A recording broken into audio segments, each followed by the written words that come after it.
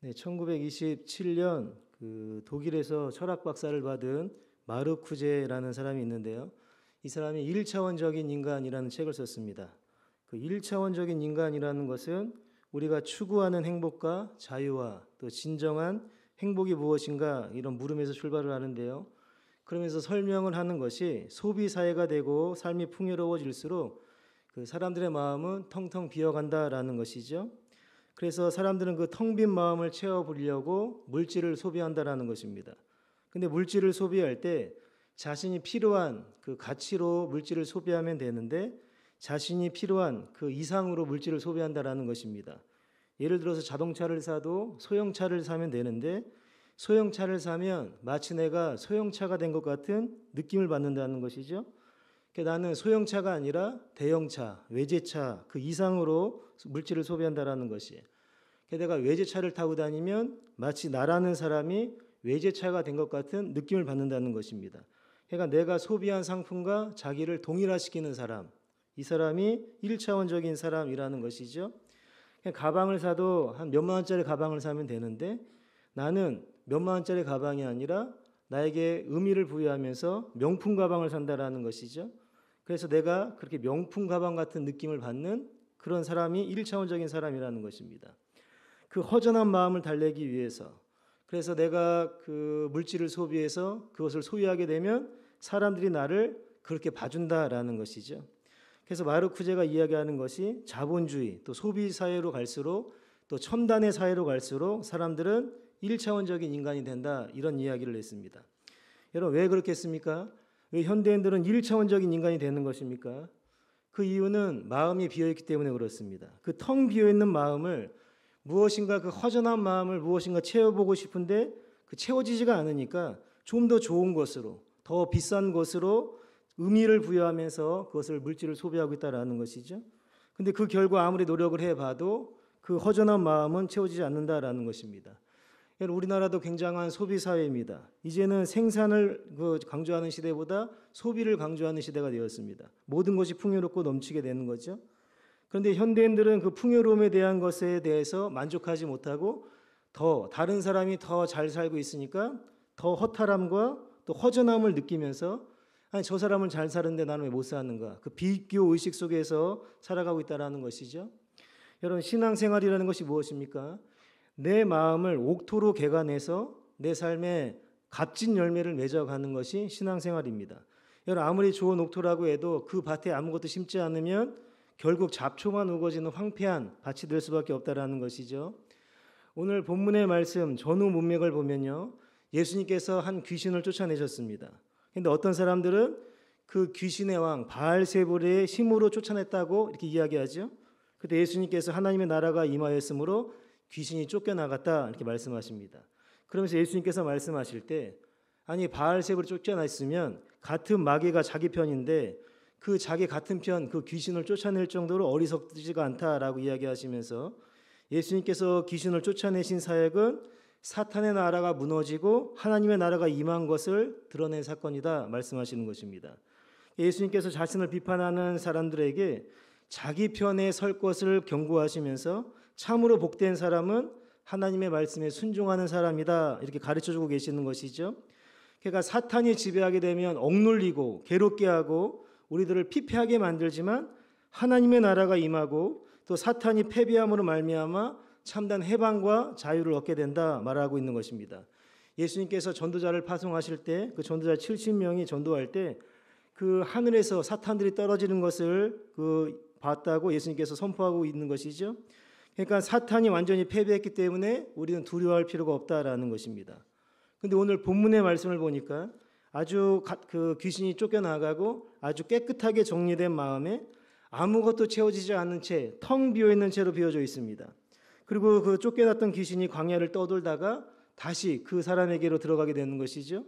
그러니까 귀신이 쫓겨난 마음이니까 그 사람의 마음은 청소가 돼서 깨끗해졌는데 그 깨끗한 마음에 떠나갔던 귀신이 다른 귀신까지 데리고 들어와서 그 마음을 점령해 버렸다. 그래서 그 사람의 형편이 이전보다 더 악해지고 말았다. 지금 그 얘기를 하고 있는 것입니다. 예수님을 거절하고 하나님의 나라의 임함을 부인하는 자들은 아무리 귀신을 쫓아낸다 하더라도 다시 또 괴롭게 되고 피폐하게 되고 그 인생이 불행해질 수밖에 없다 경고하고 있는 것이죠. 성경에 예수님을 만났던 사람들을 살펴보면 모두가 다 그 마음의 문제를 가지고 있었던 사람이었습니다. 베드로는 상한 갈대 같은 마음이었습니다. 이리저리 왔다 갔다 하는 마음이죠. 자기가 결정했던 그 마음을 확고히 지키지 못했던 사람입니다. 예수님을 절대로 부인하지 않겠다고 이야기했는데 바로 군병들이 예수님을 잡으러 오자 바로 예수님을 모른다고 부인을 하고 3번이나 저주까지 했다라는 것이죠. 우리가 위대하다고 말하는 모세 역시도 열등감에 사로잡혀 있었습니다. 하나님께서 그 애굽에서 이스라엘 백성들을 출애굽시킨다고 말씀하셨을 때 나는 입이 뻣뻣하고 둔합니다. 못 간다고 하죠. 또 하나님의 마음에 합한 자라고 칭호를 받았던 다윗도 그 마음을 사로잡지 못해서 격정에 휘말리게 되고요. 그 이성적인 그 감정을 제대로 억제하지 못해서 성적인 유혹에 넘어가는 그런 사람이었습니다. 아브라함도 모질게 그 마음을 결단하지 못해서 그 몸종을 통해서 이스마엘을 낳고요. 또 그 모자를 광야로 내모는 사람이었습니다. 또 그 생명을 보존하기 위해서 그 자기 아내 사라를 누이라고 속이면서 그 가정을 지켜내지도 못했던 사람이었습니다. 모두가 다 마음의 문제를 가지고 있는 것이죠. 여러분 우리의 모습들도 보십시오. 다 마음의 문제 때문에 힘들어하는 것입니다. 여러분 사람들이 왜 마음 때문에 힘들어하는 것입니까? 그것은 내 마음을 그냥 방치해 두었기 때문에 그렇습니다. 그 마음을 개관하지 않고 무엇인가로 채우지 않고 빈 상태, 황무지 상태로 내버려뒀기 때문에 우리는 그 마음 때문에 괴로워한다라는 것입니다. 그러니까 우리의 인생에서 가장 중요한 문제는 마음의 문제라는 것을 알아야 되는 것이죠. 예수님께서 우리에게 가르쳐 주신 그 신앙의 요점들을 보면 다 마음 이야기를 하고 있습니다. 마음이 깨끗해야 하나님을 볼 것이다. 마음이 온유한 자가 땅을 차지할 것이다. 또 마음속에 다른 사람에게 음란한 마음을 품으면 그 사람은 죄를 범한 것이다. 누가복음 17장 21절에도 또 여기 있다 저기 있다고도 못하리니 하나님의 나라는 너희 안에 있느니라. 성경에 보면 마음에 대한 이야기가 수도 없이 나온다라는 것이죠. 그러니까 우리가 가장 중요한 신앙의 요점을 붙잡는다라는 것은 바로 우리의 마음을 붙잡는다라는 것이죠. 사람들은 한평생 그 마음과 씨름하며 살아갑니다. 그 마음 때문에 고통받고 그 마음 때문에 다른 사람을 아프게 하는 것이죠. 러시아의 작가 도스토옙스키가 까르마조프가 형제들에서 이렇게 이야기했습니다. 내 마음속에는 늘 하나님과 악마가 싸우고 있다. 그러니까 우리 마음속에는 늘 천사 아니면 악마, 선 아니면 악이, 또 의와 불이, 참과 거짓이 싸우고 있다고 이야기하는 것이죠. 여러분 신앙의 위인이라고 말하는 사도 바울도 로마서 7장 23절에 내 지체 속에는 한 다른 법이 내 마음의 법과 싸워 내 지체 속에 있는 죄의 법으로 나를 사로잡는 것을 보른도다. 오라 나는 공고한 사람이로다. 이 사망의 몸에서 누가 나를 건져내랴. 다 마음의 문제를 이야기하고 있는 것입니다. 여러분 내가 어떻게 마음을 먹냐에 따라서 우리는 천사가 될 수도 있고 악마가 될 수도 있습니다. 내 마음에 따라서 위대해질 수도 있고 비겁해질 수도 있는 것이죠. 내 마음을 어떻게 먹냐에 따라서 성공할 수도 있고 실패할 수도 있는 열쇠가 바로 마음의 문제라는 것입니다. 그 마음 먹기에 따라서 내가 선해지기도 하고 악해지기도 한다라는 것이죠. 어느 때는 비겁해지는데 어느 때는 용감해지기도 합니다. 그냥 마음 먹기에 따라서 행복할 수도 있고 마음 먹기에 따라서 불행해질 수도 있다라는 것이죠. 똑같은 상황인데 내가 어떠한 마음을 먹냐에 따라서 상황은 달라진다라는 것이죠. 여러분 게으르고 나태한 사람은 배가 부르면 소화를 시켜야 된다고 일을 안 합니다. 또 배가 고프면 힘이 없어서 일을 안 하고 추우면 몸이 오그라들어서 일을 안 하고요. 더우면 몸이 늘어진다고 일을 안 합니다. 새벽이면 자야 되니까 일을 안 하고 낮이면 놀아야 된다고 일을 안 합니다. 저녁이면 이제 쉬어야 된다고 일을 안 하는 것이죠. 반면에 부지런하고 성실한 사람은 어떻습니까? 배가 부르면 소화를 시켜야 된다고 일을 하고요.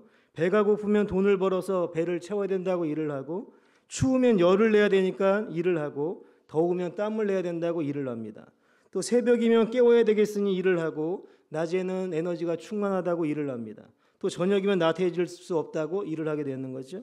그러니까 배가 부르고 안 부르고 춥고 덥고 새벽이고 낮이고가 문제가 아니라 나는 세상에 그 상황이 안 좋다, 나는 불리하다 이런 것들이 내 삶을 나누는 경계점이 아니라 바로 마음의 문제가 좋고 나쁨의 경계를 나누는 그 기준이라는 것이죠. 여러분 푸른색 안경을 쓰고 세상을 보면 모든 것이 푸르게 보이듯이 만약에 여러분들의 마음이 부정적이라면 모든 사람들이 나를 저주하는 것 같이 보이고 모든 사람이 나를 미워하는 것 같이 보인다라는 것이에요.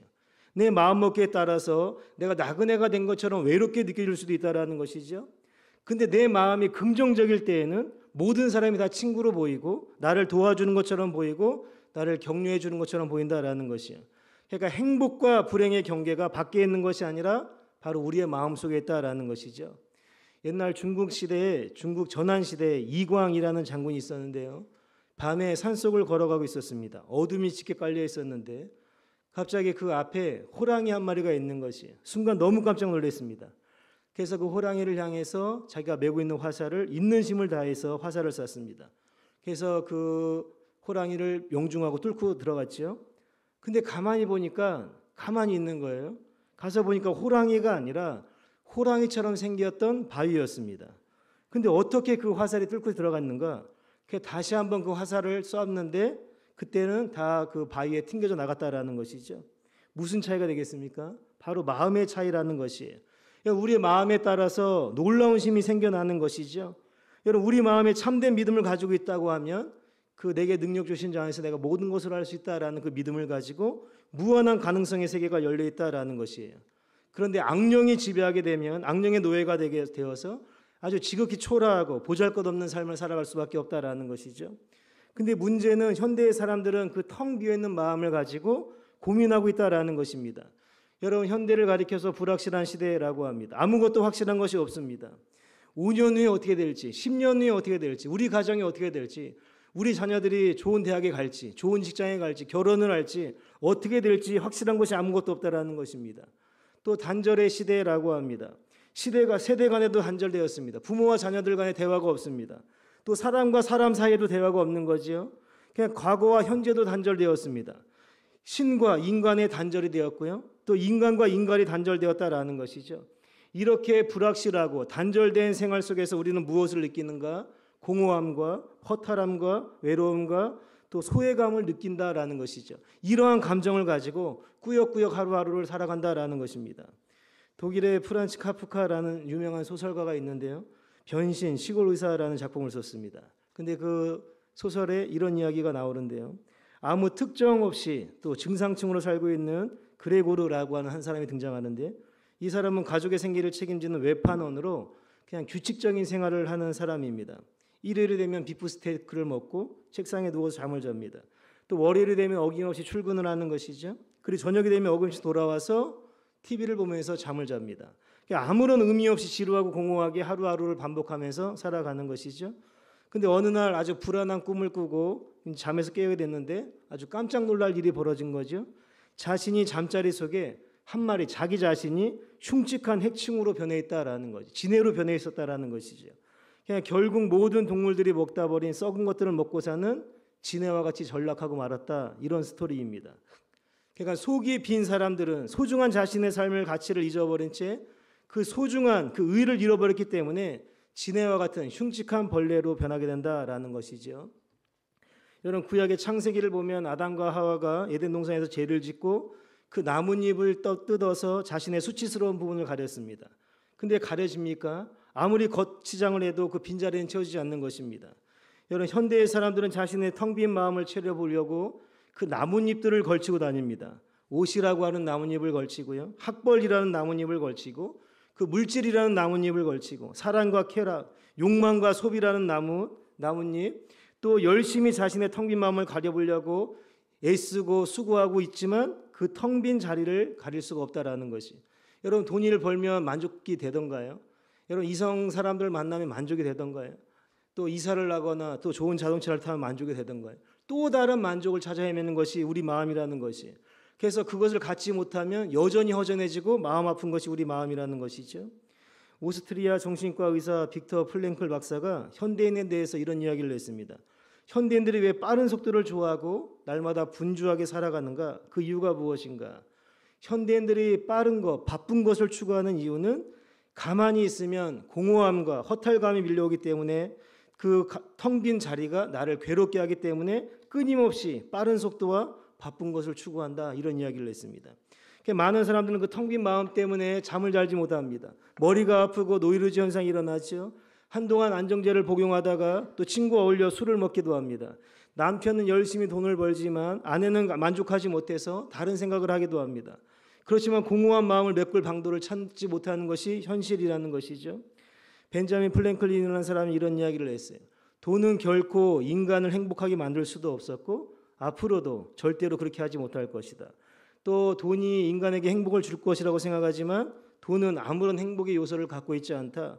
오히려 돈을 많이 벌면 벌수록 큰 돈을 벌려고 한다. 돈은 공허를 메우기보다 또 하나의 공허를 낳는다. 이런 이야기를 했습니다. 여러분, 그 텅 빈 마음을 여러분들은 그 무엇으로 채워야 되겠습니까? 그 공허함과 허탈감과 좌절감을 느끼는 것은 죄가 아닙니다. 바로 그때가 하나님을 찾을 수 있는 기회이고 진리를 깨달을 수 있는 순간이라는 것이죠. 그렇다면 여러분들에게 그 비어있던 그 텅 빈 마음을 무엇으로 채워야 되겠습니까? 그 마음 가운데는 무엇인가 반드시 들어와야 되는 것입니다. 그렇지 않으면 초조함과 허탈감 때문에 견딜 수가 없고 그 텅 비어있는 마음 때문에 쉽게 타락에 빠지고 약물에 중독되게 되는 것이죠. 그런데 우리 마음을 채우는 것은 딱 두 가지밖에 없습니다. 악령이 들어가서 그 마음을 지배하든가 성령이 들어가서 그들을 위대하게 만들든가 둘 중 하나라는 것이죠. 인간을 존재의 집이라고 말합니다. 여기서 말하는 존재의 집이라는 것은 우리 기독교식으로 이야기하면 악령과 성령입니다. 그러니까 악령도 들어가서 사는 것이고 성령도 들어가서 살 수 있는 것이 인간의 집이라는 것이죠. 여러분, 오랫동안 금식을 하고 나면요, 아무거나 먹으면 안 됩니다. 여러분, 20일, 40일씩 금식했는데 바로 밥을 먹거나 막 다른 걸 먹으면 안 된다라는 것이죠. 오랫동안 마음이 비어있기 때문에 처음에는 그 미음을 끓여서 먹으면서 조심스럽게 음식을 먹어야 된다라는 것이죠. 근데 40일 동안 아무것도 안 먹다가 갑자기 밥을 먹거나 많은 것을 먹게 되면 죽게 될 수밖에 없는 것이죠. 그러니까 무슨 이야기인가? 우리의 텅 빈 마음에 아무거나 채우면 안 된다라는 것이 순서가 있다라는 것이죠. 그래서 진리로 채워야 된다라는 것인데, 여러분, 병원에 가면 온갖 그 약들이 그 담겨져 있는 병들이 있습니다. 그 병들에는 그 욱신욱신거리고 또 여러 가지 사람들의 그 중독성 있는 것을 해소시킬 수 있는 그 약들도 있는 것이죠. 그런데 10명은 충분히 죽이고도 남을 독약이 있을 수도 있는 것입니다. 그러니까 그 병에 무엇을 채우느냐에 따라서 그 상황이 달라질 수 있다라는 것이죠. 우리의 삶이 마찬가지라는 것입니다. 우리의 마음속에 악하고 부정적인 것을 채울 수도 있는 것입니다. 혹은 사랑으로 채울 수도 있는 것이죠. 반대로 지극히 해롭고 파괴적인 생각들로 채울 수도 있는 것입니다. 선택은 내가 한다라는 것이죠. 그렇다고 하면 우리 마음속에 아주 가장 긍정적이고 가장 아름다운 것은 무엇일까? 우리가 이렇게 괴롭고 다시 일어나기 못하게 만든 부정적인 마음들이 있고 좌절과 실패의 마음들, 우울함과 괴로움에 또 사람들과의 비교의식 속에서 삶의 무기력함 가운데 있는 나의 마음 가운데 나의 마음을 채울 수 있는 가장 아름답고 충만한 존재는 무엇인가라는 거죠. 바로 예수 그리스도이십니다. 오직 예수 그리스도께서 우리 마음에 가득 차 있을 때 아무리 우리가 넘어진다 할지라도 또다시 일어날 수 있게 된다라는 것입니다. 이런 살다 보면 나와 관계가 줄줄이 하나씩 끊어질 때가 있는 것입니다. 예전엔 나와 친구였는데 이제 내가 싫다고 나를 떠나는 사람들이 있는 것이고 혼자 되는 것 같은 느낌을 받을 때 그때 여러분을 일으켜줄 수 있는 끈이 바로 예수 그리스도이십니다. 그 강하게 보이던 부모님들도 이제 세월이 지나가면 노쇠하게 되고 우리 곁을 떠나게 될 수밖에 없는 것이죠. 예전에 많은 물질이 있었는데 지금은 다 한순간에 다 사라져 버렸습니다. 때로는 사건 사고로 억울함과 인생의 치명적인 일을 만날 때도 있는 것이죠. 건강을 잃어버리고 하루하루 힘겹게 살아가는 사람들도 있습니다. 그럴 때 우리를 위해서 구원을 완성해 주신 예수 그리스도, 그분을 바라보시길 바랍니다. 그러면 여러분들에게 가장 확실하고 완벽한 해답을 주실 줄로 믿습니다. 4명의 자녀를 둔 한 여인이 있었습니다. 남편이 일찍 죽었습니다. 혼자 4명의 어린아이들을 키우게 되었는데요. 그 어린아이들은 너무 어렸습니다. 여인은 살아갈 방법이 막막했습니다. 그래서 독약을 사왔습니다. 잠들어 있는 4 자녀들, 그래서 깨워서 그 독약을 먹이고 나도 죽일까 이런 생각을 했습니다. 근데 이 여인이 일을 할 때 그 큰애가 그 막내 그 딸을 키우기에 동냥을 하면서 젖을 물려서 그 새근새근 자고 있는 그 막내딸이 눈에 들어오는 거죠. 마음이 약해졌습니다. 동냥젖을 먹고라도 저렇게 악착같이 살겠다라는 그 딸이 눈에 돌아와서 이 여인이 다시 살겠다고 다짐을 하고 새벽에 일어나서 아이들의 밥을 짓고 노동판으로 나가려고 합니다. 근데 이미 지치고 상한 몸, 폐결핵이 진행되어서 몸을 일으킬 수가 없었습니다. 정신이 혼미해진 것이죠. 자신을 도와줄 수 있는 손길은 아무것도 없었습니다. 그냥 자신을 도와줄 수 있는 사람들은 지금 자고 있는 어린 아이들밖에 없었습니다. 이 상태로 내가 쓰러지면 죽을 것 같았습니다. 그래서 그때 절박함 속에서 이 여인이 외마디 비명을 외쳤습니다. 예수님, 나를 도와주세요. 이런 얘기를 했습니다. 저 일어나야 됩니다. 이대로 주저앉을 수가 없습니다. 제가 이대로 주저앉으면 저 어린아이들 어떻게 살아가겠습니까? 그 외마디 비명을 외치고 쓰러져 갔습니다. 근데 그때 갑자기 그 부엌의 지붕이 열린 환상이 보이면서 아주 강력한 빛이 그 여인을 비춰오고 있었습니다. 그 햇살 속에서 주님의 형상을 봤다고 이야기합니다. 형용할 수 없는 빛이 여인의 몸 안에 들어오면서 충만함을 경험했다고 하는 것이죠. 여인의 몸속에 생명력이 솟아나는 것을 느꼈다고 합니다. 그리고 다시 일어나게 되었고 삶의 활력을 찾게 되었다고 합니다. 여러분, 아무도 도와주지 않을 때, 버림받고 처절한 그 인생의 밑바닥에 있을 때 주님을 발견하고 그 인생이 바뀌게 되었다라는 것이죠. 그래서 언제나 주님과 동행하게 되었고 어떤 힘든 상황에서도 주님을 사랑하는 것, 또 주님이 나와 함께하고 있었다라는 그 확신을 가지고 흔들리지 않는 믿음을 가지고 그 내 자녀를 훌륭하게 키웠다라는 어느 목사님의 간증을 듣게 되었습니다. 여러분, 그 어머니가 주님 안에서 자녀를 훌륭하게 키울 수 있었던 비결이 무엇입니까? 먼저 예수님을 만나고 예수님의 은혜를 받고 예수님께서 공급해 주시는 그 새 생명을 공급받게 되었을 때 그 은혜와 사랑과 능력으로 자녀들을 키우면서 그 자녀들을 목회자로 만들었다라는 것이죠. 여러분, 우리 삶의 가장 긍정적이고 가장 설레고 아름다운 일이 무엇이겠습니까? 바로 예수 그리스도께서 우리와 함께 하신다라는 사실입니다. 이 진리보다 위대한 것은 없습니다. 여러분이 힘들고 어려우실 때마다 이 사실을 기억하시기 바랍니다. 하나님이 내 안에 계신데 무엇이 걱정이 되겠는가? 우리 텅 빈 마음의 주인은 말씀이 육신이 되어 이 땅 가운데 오신 오직 예수 그리스도 한 분밖에 안 계신 것입니다. 예수님을 내 마음의 주인으로 모시고 살아가는 그 삶이 바로 천국을 살아가는 삶입니다. 이미 내 안이 천국인데 내 안에 예수님께서 충만하게 살아가고 계신데 무슨 슬픔이 오고 무슨 괴로움이 오고 허탈함과 허무함과 좌절감이 오겠는가라는 것이죠. 삶이 아무리 힘겹다 한들 예수님께서 내 안에 충만하게 임재하고 계신다고 하면 어떠한 문제가 되겠습니까? 라는 것입니다. 예수 그리스도를 바라보십시오. 예수 그리스도를 바라보는 순간이 긍정을 바라보는 순간이고 예수님을 바라보는 순간이 무한한 가치를 발견하는 순간이고 예수님을 발견하는 순간이 내 존재가 얼마나 가치가 있고 고귀한 존재인가를 발견하는 순간이고 예수님께서 함께하고 계시면 위대한 자존감이 발견되는 순간이다라는 것을 여러분들 매 순간마다 기억하시기를 바랍니다. 여러분, 예수님을 떠나서 어디에서 행복을 찾기를 원하십니까? 예수님을 떠나서 어디에서 능력을 구하시기를 원하십니까? 예수님을 안 계신데 예수님을 떠나서 어디에서 참된 위로함과 능력을 경험하시겠습니까? 바로 여러분 마음속에 계신 오직 예수 그리스도, 그분이 우리의 삶에 영원한 생명이시고 빛이 달린 것을 기억하시면서 날마다 주님 손 붙잡고 주님을 마음속에 모시고 승리하며 살아가시기를 주의 이름으로 축원드립니다.